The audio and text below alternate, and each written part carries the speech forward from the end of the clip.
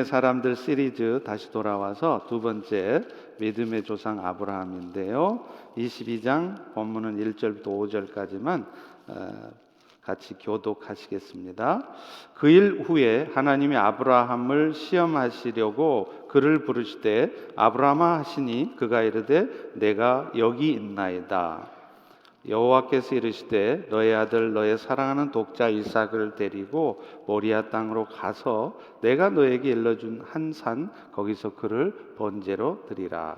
아브라함이 아침에 일찍이 일어나 나귀의 안장을 지우고 두 종과 그의 아들 이삭을 데리고 번제에 쓸 나무를 쪼개어 가지고 떠나 하나님이 자기에게 일러주신 곳으로 가더니 제3일에 하나님이 눈을 들어 그곳을 멀리 바라본지라. 다 같이 이에 아브라함이 종들에게 이르되 너희는 나귀와 함께 여기서 기다리라.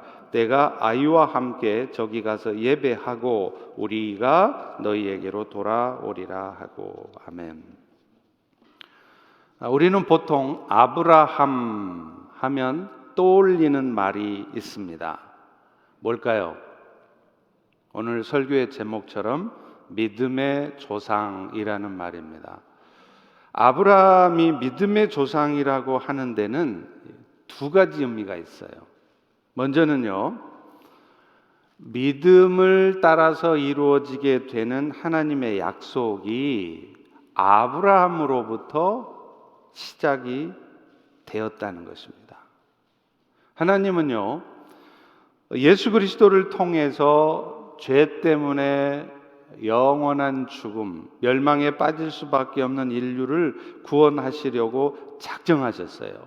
그런데 그 작정하신 계획에 대해서 구체적으로 사람하고 약속을 하셨는데 그 약속을 누구하고 처음 시작했느냐?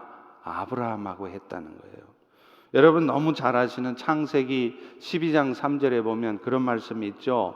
땅의 모든 족속이 너로 말미암아 복을 얻을 것이다. 여러분 이게 무슨 말이에요? 이 약속은 아브라함의 후손으로 오실 구원자 예수를 통해서 세상 모든 사람, 인류가 구원의 축복을 얻게 될 것을 말씀하신 것이죠.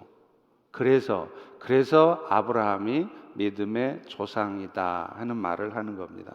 또 하나의 의미가 있습니다. 그것은요, 말 그대로 아브라함이 모든 믿음의 사람들의 표본, 모델이 된다는 말입니다. 믿음의 사람들은 마침내 어떤 믿음을 갖게 되는지를 보여주는 사람이 바로 아브라함이라는 말이죠.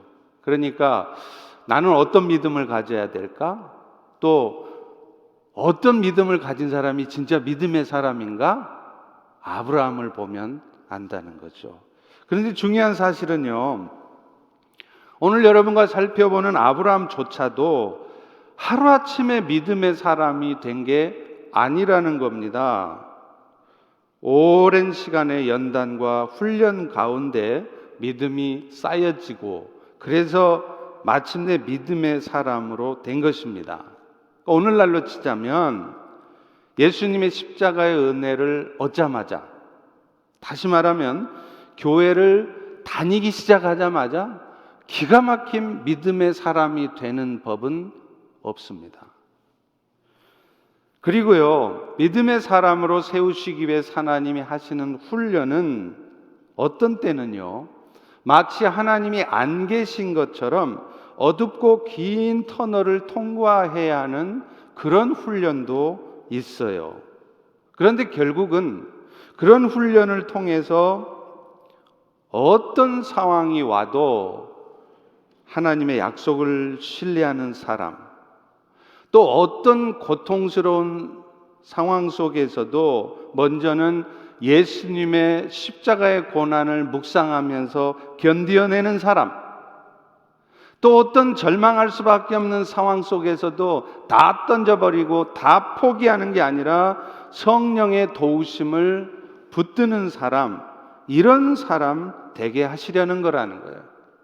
그래서 결국은 하나님의 약속을 이 땅에 함께 이루어가는 믿음의 사람, 믿음의 조상 되게 하시려고 오늘 여러분 인생에도 답답하고 너무나도 힘들고 당황스럽기까지 한 그런 삶의 과정이 있는 것입니다.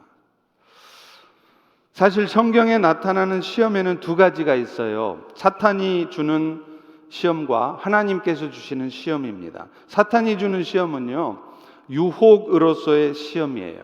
영어로 하면 temptation이죠. 이 시험은요, 달콤해요. 재밌을 것 같아요. 뭔가 유익이 있을 것 같아요. 그런데 결국은 그 시험에 빠지면 멸망에 빠진다는 겁니다. 이것에 반해서 하나님이 주시는 시험은요, 힘들어요.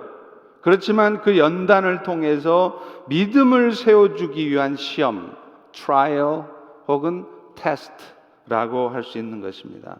그런데 분명한 것은 그게 사탄이가 여러분 유혹하느라고 던져준 시험이든 아니면 하나님께서 여러분의 믿음을 연단하기 위해서 주시는 시험이든 모두가 다 하나님이 다 알고 계신다는 거예요. 여러분이 지금 받고 있는 훈련의 과정, 아프고 고통스럽고 힘든 이 과정을 우리 하나님 모르시는 게 아니라 다 알고 계신다는 거예요. 심지어는 사탄이 주는 유혹 앞에 여러분이 지금 넘어갈랑 말랑 넘어간 이 모든 상황 다 하신다는 거예요. 그런데 중요한 것은 결국은 이 모든 시험, 사탄이 주는 시험이든 하나님의 시험이든 이 시험을 이용해서 여러분의 믿음을 세우시고야 만다는 것이죠. 오늘 본문에 아브라함이 겪은 시험은요, 무슨 시험일까요? 믿음의 연단을 위한 시험이었습니다. 우리 다 같이 1절을 한번 읽어볼까요? 시작. 그 일 후에 하나님이 아브라함을 시험하시려고 그를 부르시되 아브라함아 하시니 그가 이르되 내가 여기 있나이다. 내가가 아니라 제가 여기 있나이다 이래야죠. 그런데 오늘 본문에 하나님이 아브라함이 받은 시험은 믿음의 시험치고는요 굉장히 가혹한 내용이었죠. 여기서 말하는 그 일 후라는 것은 아시다시피 아브라함이 약속의 자녀를 받은 후입니다. 그것도 사람 생각으로는 도저히 불가능하다고 생각할 수밖에 없는 나이 100세가 되어서 이삭을 얻은 후지요. 그런데 우리 하나님은요, 오늘 본문의 아브라함처럼 여러분에게도 은혜를 경험하게 하시잖아요. 100살이 되었는데 이삭이 낳게 하는 놀라운 은혜를 경험하게 하시잖아요. 그러고 나면 꼭 믿음의 시험을 하세요. 오늘 본문 2절을 보십시오. 여호와께서 이르시되 너의 아들 너의 사랑하는 독자 이삭을 데리고 모리아 땅으로 가서 내가 너에게 일러준 한 산 거기서 번제를 드려라. 하나님께서 은혜를 주시더니 곧바로 던져주신 시험, 그 시험의 내용이 뭐냐면 아들 이삭을 바치라는 거예요. 여러분, 소나 양을 바치라 그러면 아까워도 바칠 수 있어요. 그런데 아들을 바치라 그러면 여러분 바칠 수 있겠습니까? 그것도 그 아들이 어떤 아들이에요? 25년을 인내한 끝에 100세 얻은 아들입니다. 사실 그 아들은 전 재산과도 바꿀 수 없는 사랑하는 아들이었죠. 근데 사실 하나님은요, 그런 아브라함의 마음을 다 알아요. 그래서 2절에 보면 하나님이 아들 이삭을 뭐라고 표현하느냐면요, 너의 사랑하는 독자. 이게 무슨 말이에요? 그러니까 아브라함이 그 이삭을 하나님 앞에 바치려고 하면 갈등할 수밖에 없고 정말로 쉽지 않은 상황일 거라는 것을 하나님이 뻔히 아신다는 거예요. 그런데 그걸 내놓으라는 거예요. 더 난감한 것은요, 그런 시험을 주시는 하나님의 뜻을 알 수 없다는 겁니다. 여러분 그렇잖아요. 하나님이 우리에게 어떤 시험을 줘요. 그런데 내가 딱 봐도 왜 지금 하나님이 이런 시험거리를 주시는지 뻔히 다 눈치가 채져. 그러면 힘들어도 참아져요. 감당합니다. 그런데 이거는 왜 지금 하나님이 나한테 이런 시험을 주시지? 도무지 하나님의 의도를 알 수가 없어요. 지금 상황도 그렇지 않습니까? 논리적으로 앞뒤가 안 맞아요. 애초에 하나님은 왜 이삭을 주셨어요? 아브라함에게 하셨던 약속, 아브라함아, 내가 너로 하여금 너의 후손이 하늘의 별과 같이 많게 해줄 기다. 이렇게 약속을 해놓고 그 약속 이루시려고 세상에 100세 낳게 하셨잖아요. 그런데 이제 와서 그 이삭을 다시 번제로 바치라니, 그러면 하나님이 아브라함에게 하셨던 약속은 어떻게 되는 겁니까? 그러니까 아브라함도 그런 하나님의 뜻을 알 수가 없어서 더 심각하게 고민했을 것 같대요. 오늘 본문 2절과 3절 사이는 아주 짧지만 가깝지만 아브라함은 엄청난 고민이 있었을 것 같습니다. 그런데요, 이런 요구에 아브라함은요, 놀랍게도 순종합니다. 그것도 즉각적으로 순종해요. 3절을 보십시오. 아브라함이 아침에 일찍 일어나 나귀의 안장을 치고. 여러분, 아침에 일찍 일어났다는 얘기가 뭐예요? 이 핑계 저 핑계 미적미적 대면서 출발을 미루면서 혹시 하나님이 마음 바꾸시지 않을까? 하나님이 이거 진짜 원하시나? 핑계 대면서, 그게 아니라 즉각적으로 명령 떨어지자마자 순종했다는 겁니다. 제가 담임 목사로서 우리 성도님들에게 이런저런 부탁을 드려보면요, 대부분의 대답이 비슷해요. 여러분도 그러셨죠? 뭐라고 대답합니까? 집사님, 이것 좀 해봐 주실래요? 그러면 네, 기도해 보겠습니다. 이렇게 얘기를 해요.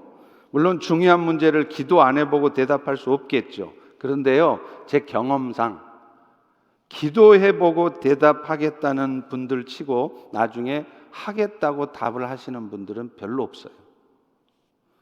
그런데 지금 아브라함은 기도해 보겠습니다가 아니라 곧바로 하겠습니다입니다.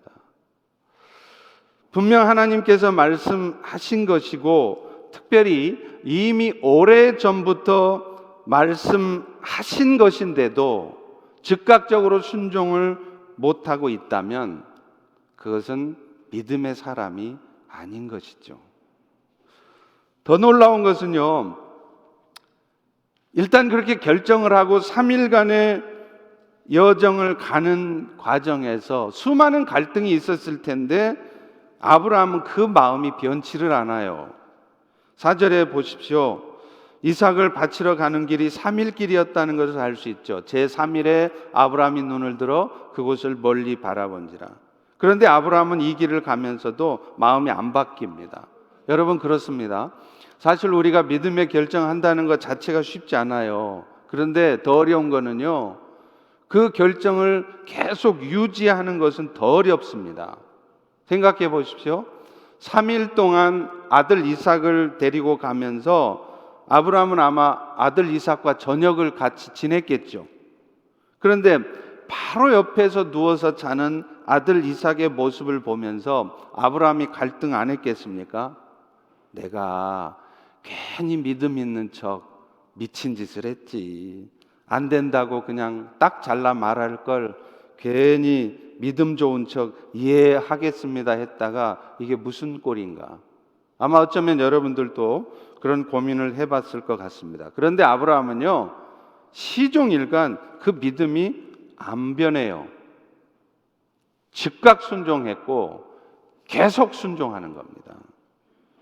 마치 지난주에 배웠던 노아가 많은 사람들의 조롱에도 불구하고 방주를 120년 동안 산 꼭대기에서 많은 사람들의 조롱을, 멸시와 천대를 다 받으면서도 흔들림 없이 만들었던 것과 같습니다. 그것뿐 아닙니다. 아브라함은 순종을 하되요, 마지막 순간까지 절대적 순종을 해요. 오직 급했으면 하나님이 급해져 가지고 여호와의 천사가 아브라함의 이름을 2번씩이나 부르겠어요. 11절에 보십시오. 여호와의 사자가 하늘에서부터 그를 불러 이르시되 아브라함아, 아브라함아. 이게 무슨 말이에요? 급하다는 거예요. 그냥 아브라함이 앞뒤 안 보고 칼로 이삭의 목을 막 내리치고 있으니까 천사도 급해가지고 아브라함아, 아브라함아 이렇게 말했다는 거죠. 이거는 뭘 의미할까요? 순종하는데 그냥 하나님 눈치 보면서, 담임 목사님 눈치 보면서 적당히 하는 신용만 내는 게 아니라 죽기 일보 직전까지 완벽한 순종, 절대적인 순종을 했다는 것이죠. 사실 진짜 믿음의 사람의 모습이 이것입니다. 물론 저를 포함해서 우리 모두는 이런 아브라함의 믿음의 모습으로 순종하며 살아간다는 것 절대 쉽지 않아요. 그러나 우리의 순종의 모습은 사실은 이러해야 한다는 겁니다. 이것이 우리의 삶의 목표라는 거예요. 여러분은 어떻게 지금 믿음 생활 하십니까? 하나님의 명령, 하나님의 약속을 여러분 귀에 들었을 때 여러분은 어떻게 반응해 오셨고 지금 어떻게 반응해 가고 계십니까? 어차피 할 거면서도 막 하나님 밀어붙이면 나중에는 하게 돼 있어요.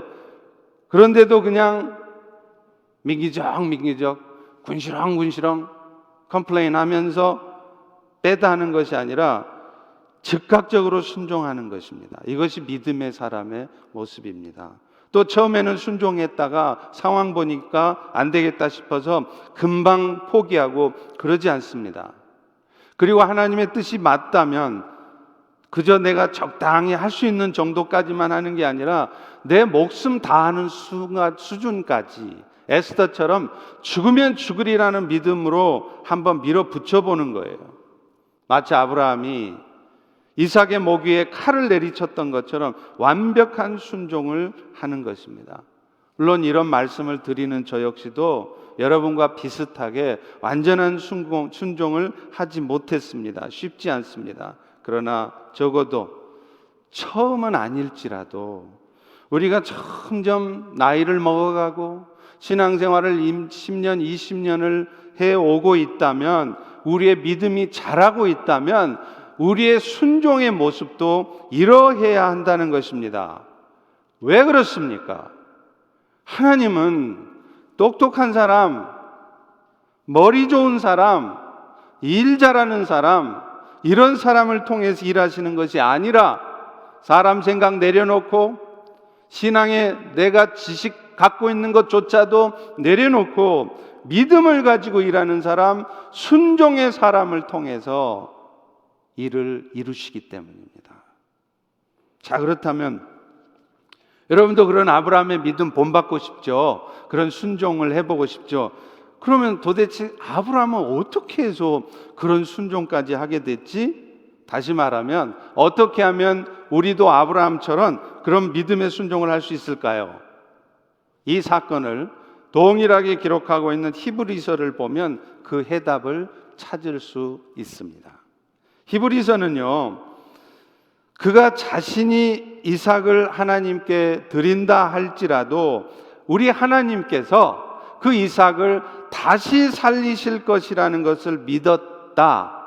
이 믿음 때문에 아브라함은 이삭을 즉각적으로 계속해서 절대적으로 바치는 순종을 할 수 있었다는 겁니다. 히브리서 11장 17절 19절은 이렇게 설명하네요. 아브라함은 시험 받을 때에 믿음으로 이삭을 드렸대요. 그럼 그 믿음이 뭐냐? 19절에 나와요. 그가 하나님이 능히 이삭을 죽은 자 가운데서 다시 살리실 줄로 생각한지라. 결국 아브라함의 순종은 이삭을 드려도 다시 살리실 것을 믿는 부활 신앙에 근거했다는 것이죠. 이런 아브라함의 생각은요, 오늘 본문 5절에도 잘 드러나 있습니다. 5절에 보세요. 아브라함이 종들에게 이르되 너희는 나귀와 함께 여기서 기다려라. 내가 아이와 함께 저기 가서 번제를 드리고 우리가 너희에게로 돌아오리라. 그러니까 아브라함은 지금 이삭 데리고 가서 번제로 죽여서 태워서 하나님 앞에 드리는데 돌아올 때는 지 혼자 돌아오겠다는 게 아니라 아들 이삭과 같이 돌아오겠다는 거예요. 이것은 뭘 의미합니까? 히브리서의 말씀처럼 아브라함은 자기가 이삭을 죽여드려도 그를 다시 살려주실 것을 믿고 있었다는 것이죠. 결국 죽어도 다시 사는 것을 믿을 때 어떤 시련과 고통이 와도요, 감수할 수 있고 심지어는 죽는 것조차 두려워하지 않을 수 있습니다. 저는 사도 바울에 대한 얘기를 성경에서 읽으면서 제일 감동되고 따르고 싶고 본받고 싶은 부분이 빌립보 교인들에게 한 편지 중에 빌립보서 1장 20절 21절의 말씀이에요. 거기 보면 이렇게 말해요. 성도들이여, 나의 간절한 기대와 소망에 따라 아무 일에든지 부끄러워하지 않고 지금도 전과 같이 담대해져서 살든지 죽든지 내 몸에서 그리스도가 존귀하게 되려 하나니. 바울은요, 지금 자신이 로마 감옥에 갇혀 있는 것을 걱정하는 교인들한테 뭐라 그러느냐면, 성도들이여, 내가 지금 감옥에 갇혀 있든지 아니면 풀려나든지 심지어는 그 감옥에서 순교를 하든지 상관없다는 거예요. 여러분, 우리 같으면 기도를 해도 무슨 기도하시죠? 여러분, 병 나시면 무슨 기도하세요? 아마 대부분이 이왕이면 살려달라고 기도하고, 여러분 비즈니스 하시면 어떻게 기도하세요? 비즈니스 시작하면서 하나님, 제가 이제 비즈니스를 시작했습니다. 그런데 이 비즈니스 망하게 해주세요. 그렇게 기도하는 분 계세요? 이왕이면 다 살려달라고, 비즈니스 흥하게 해달라고 기도하잖아요. 근데 바울은 기도가 달라요. 죽어도 좋대요. 망해도 좋대요. 자기가 죽고 망해도 자기 때문에 오히려 그리스도가 존귀하게 된다면 얼마든지 죽어줄 수 있답니다. 얼마든지 비즈니스 망해도 좋대요. 바울이 이런 말을 할 수 있었던 이유가 뭘까요? 결국은 예수님의 부활을 믿고 있었고, 그 예수님의 부활이 결국은 자신의 부활을 가져올 것을 분명히 믿고 있었기 때문입니다. 여러분, 코로나 바이러스가 팬데믹 상태에 빠져서 온 세계가 코로나 바이러스에 대한 공포, 두려움 속에 휩싸여 삽니다. 우린들 뭐 예외가 되겠어요? 그래서 우리가 이렇게 소셜 디스턴싱도 하고 방역 철저히 하고 하는 거 아닙니까? 그런 걸 하지 말란 얘기 아니에요. 우리가 인간이 해야 될 도리 다 해야 됩니다. 그러나 적어도 이 사태에서 우리가 진짜 가져야 될 믿음이 뭔지 아십니까? 바울처럼 죽어도 다시 산다는 믿음 가운데 죽음을 지나치게 두려워하지 않는 것입니다. 그래서 코로나 바이러스 때문에 그저 그냥 감염될까봐 죽을까봐 벌벌벌 떨면서 아무것도 하지 못하는 이런 상태가 되어서는 안 된다는 것입니다. 진짜 믿음의 사람이라면 우리 언젠가 죽어요. 반드시 죽습니다. 하나님의 때가 되면 다 죽는 겁니다. 그러나 우리는 죽어도 삽니다. 그 믿음을 가져야 된다는 거예요. 사실 우리 모두는 죽음에 대한 두려움이 있죠. 왜 그럴까요? 아무리 신앙이 좋아도요, 우리 육체의 본성이 있기 때문에 사탄이가 여러분 마음에 죽음에 대한 두려운 마음을 주는 거예요. 그러니까 여러분이 두려운 마음 갖는 건 당연해요. 그런데 그 죽음에 대한 두려움조차 이기는 방법이 있습니다. 뭔지 아십니까? 여러분이 열심히 운동해서 몸을 건강하게 만들어서 죽음에 대한 두려움을 이겨내려고 하지 마십시오. 아무리 여러분 건강해도요, 바로 6개월 전에 MRI, CT 검사 다 했어도 아무런 문제가 없어도 6개월 만에 갑자기 암이 생기고 전신에 퍼져서 죽는 수도 있습니다. 급성암이 있어요. 그러니 우리가 건강해져 가지고 죽음을 이겨내려고, 죽음에 대한 두려움을 이겨내려고 해서는 안 된다는 거예요. 뭡니까? 부활신앙을 가져야 된다는 거예요. 죽어도 다시 산다는 부활신앙에 굳게 사로잡혀 있으면 죽으며 그까짓 것 별거 아니에요. 별로 겁 안 납니다. 성경에 써 있습니다. 히브리서 2장 14절 15절에 하나님의 아들이신 예수께서 사람의 모습을 입고 이 땅에 오신 목적이 뭐냐? 이렇게 말해요. 그도 또한 사람과 같은 모양으로 혈과 육을 지니심은 죽음을 통해서 죽음의 세력을 잡은 자 곧 마귀를 멸하셔서 죽기를 무서워하면서 한평생 마귀의 종노릇하면서 죽을까봐 벌벌벌벌 떨면서 그렇게 사는 사람들을 놓아주려고, 자유케 하려고, 죽음조차 두려워하지 않는 그런 삶을 살게 하시려고 예수님이 오셨다는 거예요. 그러면 그 죽음조차 두렵지 않을 수 있는 이유가 뭘까요? 부활신앙이라는 거. 부활신앙. 나는 죽어도 다시 산다. 그럴 때 우리는 어떤 고통도 이겨낼 수 있고요, 죽음조차도 두려워하지 않으며 완전한 순종을 할 수 있는 것입니다. 또 하나, 예수님의 부활이 의미하는 바는요, 사망을 가지고 장난치는 사탄의 권세를 우리 예수님이 이미 이겨놓으셨다는 겁니다. 그리고 더 중요한 게 있어요. 그 이미 승리하신 예수가 어디 계시느냐? 저기 하늘 끝 안드로메다 뒤에 숨어 계신 게 아니라 영으로, 그리스도의 영으로, 성령으로 오늘 지금 이 순간 여러분 안에 들어와 계신다는 거예요. 그래서 지금도 한순간도 여러분을 떠나지 않으시고 여러분의 삶의 정황을 다 지켜보고 계시고, 애야 코로나 때문에 겁나지? 걱정 마, 내가 있어. 애야 비즈니스 안 돼서 먹고 사는 거 많이 걱정스럽고 힘들지? 아니야, 내가 있어. 이렇게 다 지켜보신다는 거예요. 이 사실을 굳게 붙들면요, 사실 오늘 우리는 먹고 사는 문제 때문에도 염려는 되겠죠. 염려 전혀 안 된다 그러면 말이 아니죠. 지나치게 걱정하지 않으셔도 됩니다. 적어도 저도요, 먹고 사는 문제, 돈 많아서 집이 있고 예금이 밸런스가 많아서 아니에요. 아무것도 없어요. 저 거지예요, 거지. 그래도 겁나는 거 없습니다. 하나님이 지켜주실 거니까. 사탄과의 싸움에서 승리한 예수님이 여러분을 지키고 있는데 뭘 걱정하세요? 그래서 베드로전서 5장 7절에도 이렇게 말해요. 너희 염려를 다 주께 맡겨라. 이는 그렇게 해도 되는 이유는 그가 너희를 돌보신대요. 그가 너를 돌보신대요. 그러니 먹고 사는 문제 때문에 막 염려하면서 그렇게 아둥바둥 살지 않으셔도 된다는 얘기예요.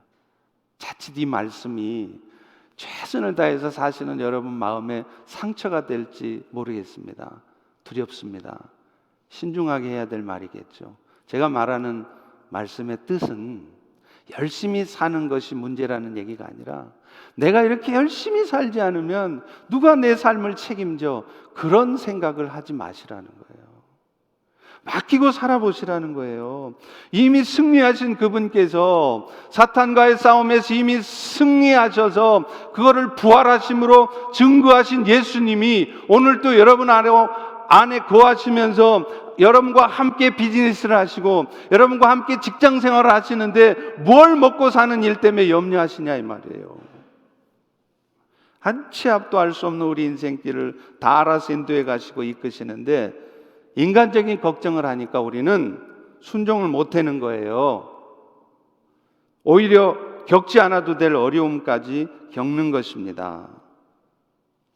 그래서 우리 그리스도인들의 진정한 신앙의 표준은요, 그가 얼마나 열심히 봉사하느냐? 그거 아닙니다.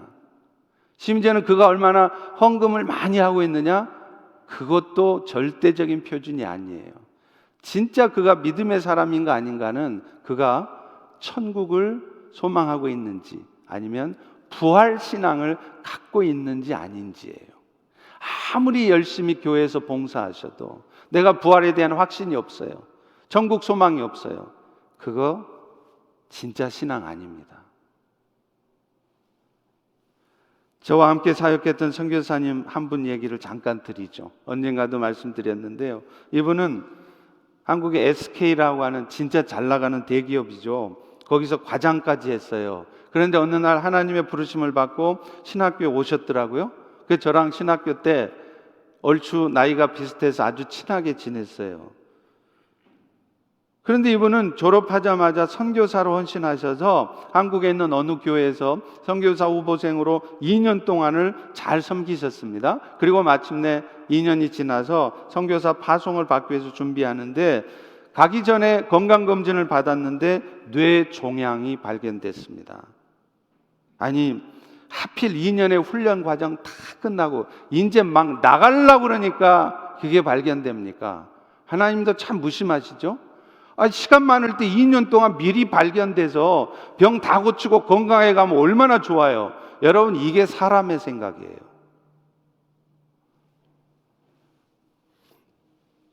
그것도 회생이 불가능하다고 하는 악성 뇌종양입니다. 어찌되었든 이분은 우여곡절 끝에, 심지어 이분은요 안 받는데요, 수술. 그래서 40일 금식 기도를 했어요. 미쳤죠.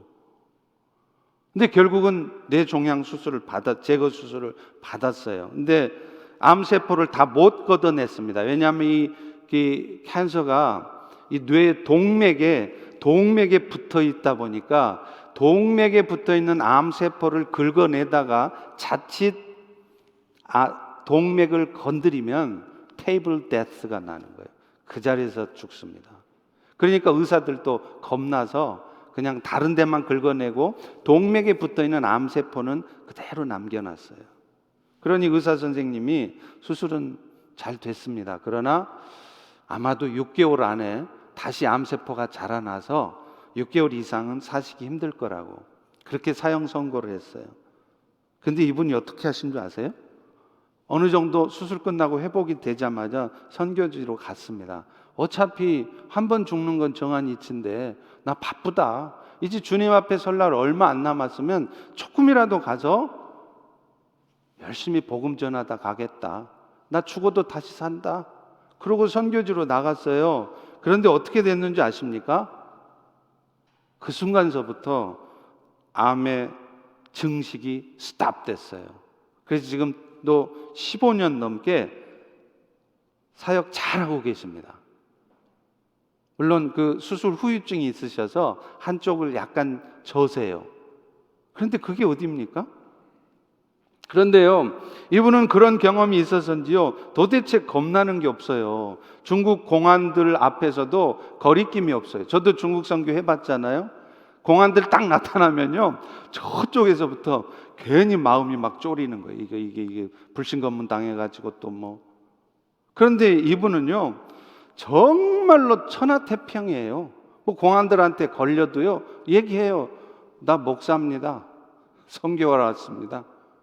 근데 안 잡혀요. 물론 나중에는 잡혔지만. 이게 뭡니까, 여러분? 사람 눈치 볼 일도 없고요, 먹고 살릴 걱정은 더더욱 안 하고요, 주의 종이 일하시는데 하나님이 공급하시고 먹여주실 것을 분명히 믿고 섬기니까 겁낼 것도 없고 당당하게 선교하니까 오히려 많은 사람들이 도전을 받고 은혜를 받아요. 이유가 뭘까요?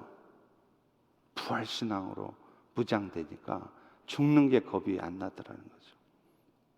그런데요, 아브라함이 이런 신앙을 갖게 된 데는 아까 서두에 말한 것처럼 하루아침에 이루어진 일이 아니었다는 것 또한 아셔야 합니다. 사실 아브라함 역시도 처음부터 믿음의 사람이 아니었어요. 그러니까 막 너무 부러워가지고 나는 언제 그런 생각하지 마세요. 나는 저렇게 못 사는데 열등감 갖지 마세요. 아브라함도 그랬어요. 아니, 우리보다 더 했어요. 그도 역시 섭리적 고난 앞에 실패할 때가 있었습니다. 가나안 땅에 흉년이 들었을 때죠. 창세기 12장 10절에 보면 그 땅에 기근이 들었으므로 아브라함이 애굽에 거류하려고, 잠시 머물려고 그리로 내려갔답니다. 여러분, 하나님이 약속한 땅에도 기근이 있을 수 있습니다. 마치 오늘날 하나님의 사랑을 받는다고 하는 성도들의 삶에도, 여러분의 비즈니스에도 배고프고 굶주리는 시간이 있어요. 그런데 만약에 아브라함이 처음부터 믿음의 사람이었다면 그런 시간이 왔을지라도 결코 그 약속의 땅을 떠나서는 안 되는 것이었습니다. 물론 하나님이 허락하신 상황이 있을 수 있어요. 그래서 내 생각은 이 땅에 있고 싶지만 하나님의 인도하심을 따라 저 땅으로 가야 할 때가 있습니다. 또 하나님께서 내가 잠시 이 땅을 피해 있는 것을 허락하실 때도 있어요. 그런데 지금은 아브라함은 그 모습이 아니에요. 하나님이 말씀하신 바가 없습니다. 그런데 자기 생각대로 간 거예요. 얼마나 믿음이 없습니까? 하나님이 약속하셨다면 지켜주실 것을 믿고 자기 자리를 지킬 수 있어야 할 텐데 아브라함은 그렇지 못했어요. 우리 성도들도 하나님이 어떤 뜻을 갖고 계신지 알면서도 당장에 내가 감당해야 될 어려움이 부담스러워서 그 뜻을 외면하려고 하는 것과 같습니다. 그것뿐 아닙니다. 아브라함은요, 하나님의 약속을 붙들지 못하고 도망을 가니까 결국 무슨 짓을 합니까? 애굽에 내려가더니 파렴치한 짓을 해요. 애굽의 왕이 자신의 아내 사라를 탐낸다는 것을 알면서도 지 생명이 위협받으니까 자신의 아내를 누이라고 속여요. 그래서 애굽의 왕이 자기 아내를 데려가는 상황 뻔히 쳐다보면서도 아무 말도 못해요.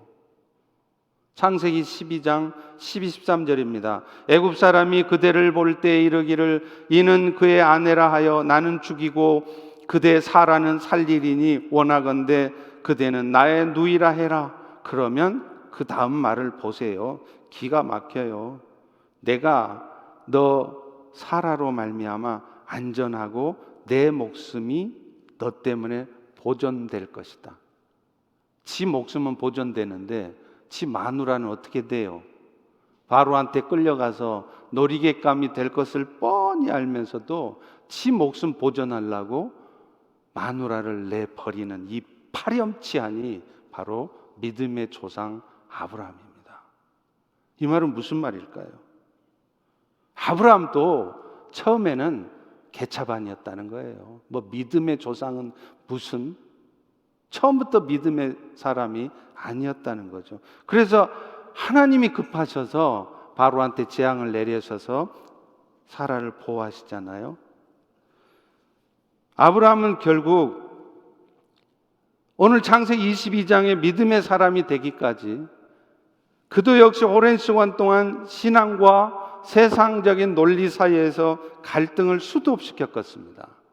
그리고 아브라함도 여러분과 똑같이 어떤 때는 믿음의 결단을 했지만 어떤 때는 육신의 결단을 한 적도 있었어요. 그런데 하나님은 그런 아브라함을 버리시지 않으시더라는 거예요. 여러분이 믿음의 결단을 못하고 믿음 없는 모습으로 살아가고 있어도 그런 여러분을 보면서 안타까워하신지언정 하나님은 그런 여러분을 포기하거나 버리지는 않으신다는 거예요. 그래서 반드시 여러분을 지켜내신다는 것입니다. 그러니 안심하십시오. 그러나 또한 아셔야 될 게 하나 있습니다. 여러분이 믿음으로 결단하지 못하고 하나님 주시는 시험을, 테스트를 통과를 못하고 믿음의 결단이 아닌 육신의 결정을 하게 되면 여러분의 삶에 오는 것은 죄와 고통뿐이라는 것을 아셔야 한다는 거예요. 당장에는 그것이 나에게 유익이 될 것 같지만, 위기를 모면하는 것 같지만 여러분이 믿음의 결정이 아닌 육신의 결정을 하면 여러분은 의도치 않게 나도 모르게 짓고 싶지 않은 죄를 짓게 되며 그 죄로 말미암아 여러분의 삶에 고통이 찾아온다는 것을 아셔야 한다는 거예요. 로마서 8장 6절과 8절은 이렇게 말합니다. 육신의 생각은 사망이고 영의 생각이 생명과 평안이라는 거예요. 그런데 반대로요, 믿음의 결단 가운데 순종을 하면 쉽지 않지만 스트럭을 하다가 그래서 결국은 믿음의 결정을 하시면 하나님께서요 어떤 은혜를 주시느냐. 오늘 이 말씀은 지금 아브라함과 같은 믿음의 시험을 통과하고 있는 여러분들이 가질 수 있는 기대입니다. 아브라함이 하나님이 주신 시험을 통과했을 때 하나님은요, 비로소 여호와 이레 하나님을 경험하게 하셨습니다. 오늘 본문 13절에 보십시오. 눈을 들어 살펴본 적 한 순양이 뒤에 있는데 뿔이 수풀에 걸려 있는지라.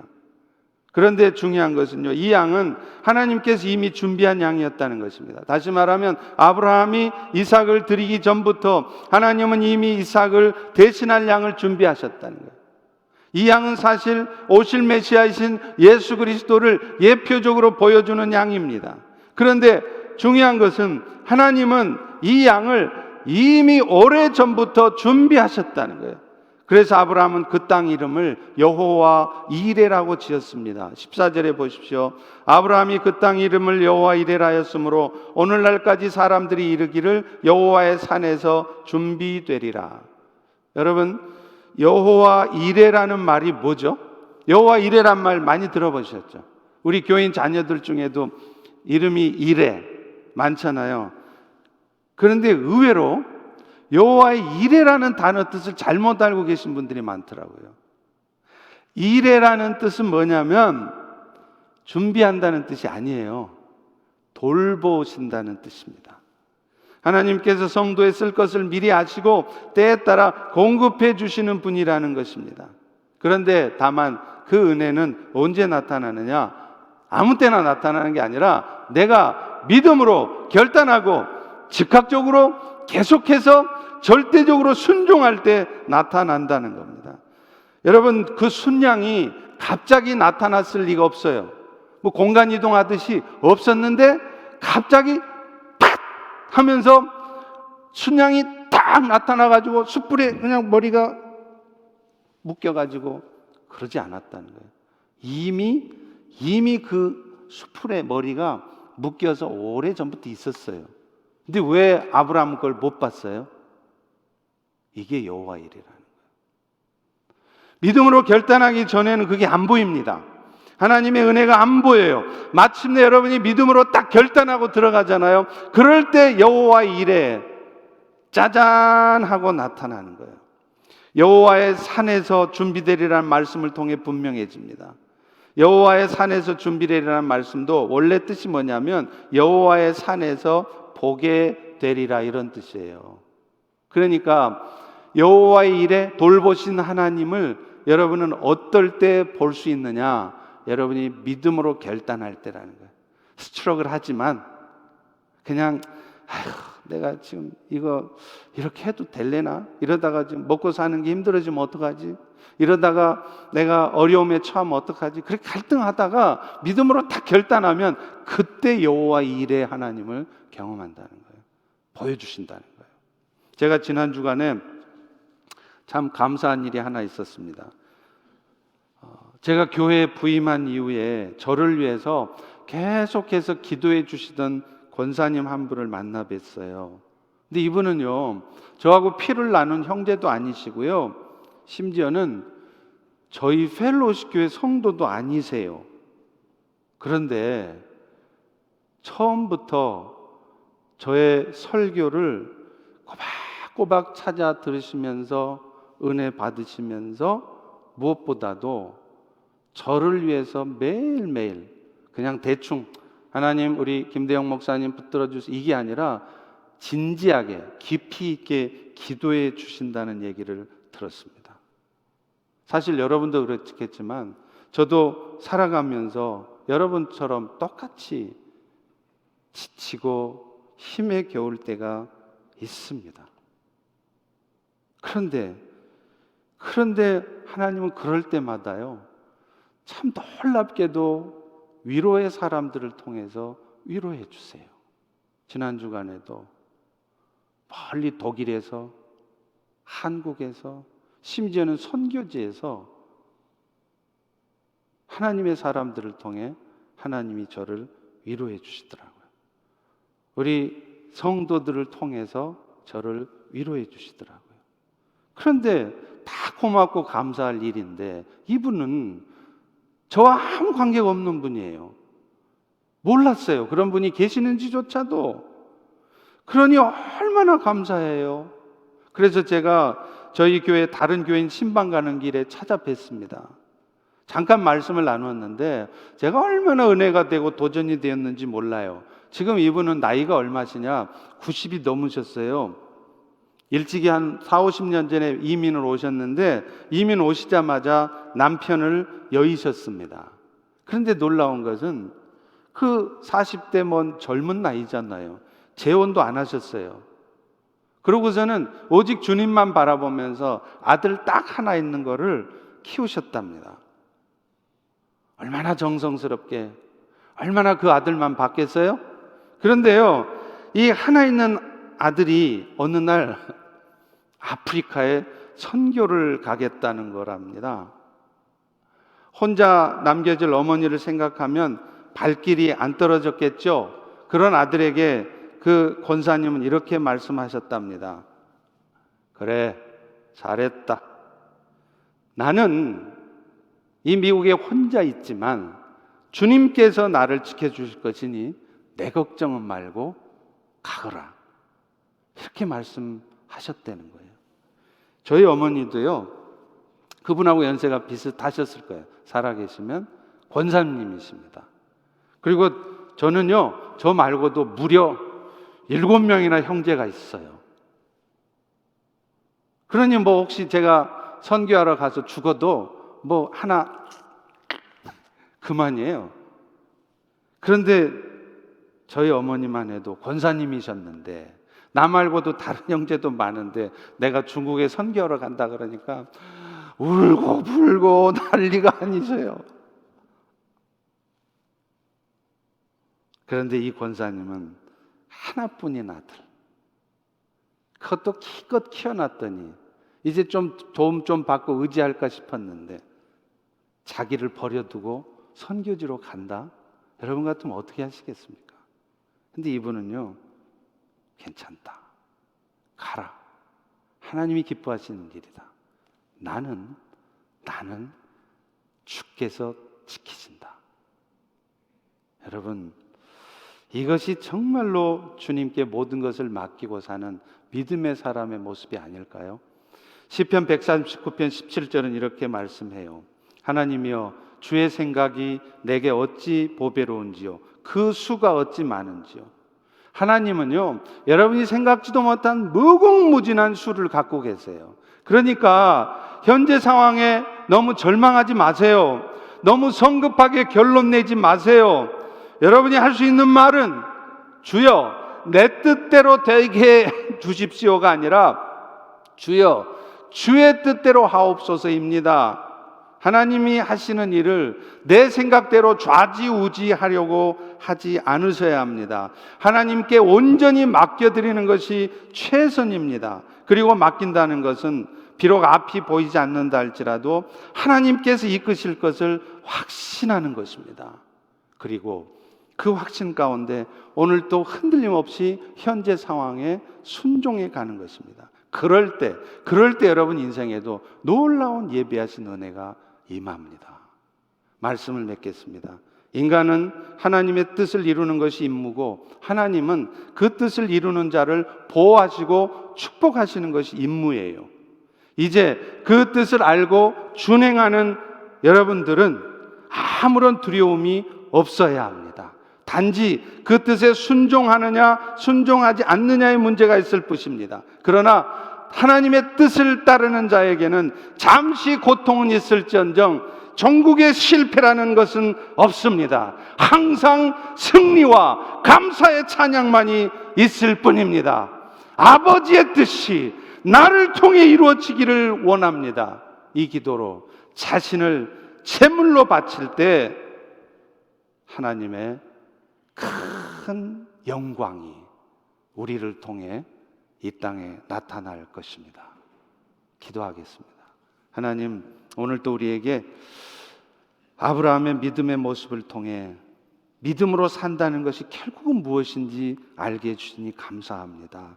세상에 헛것 붙잡고 살다가 이 모양 저 모양으로 안 되는 현실 앞에 그저 불평이나 하고 염려나 하고 좌절 낙심하는 것이 아니라 하나님의 신실하심을 믿고 그분께 우리의 삶을 맡기고 나아갈 때 순종하는 삶을 사는 우리가 되게 하옵소서. 예수님 이름으로 기도합니다.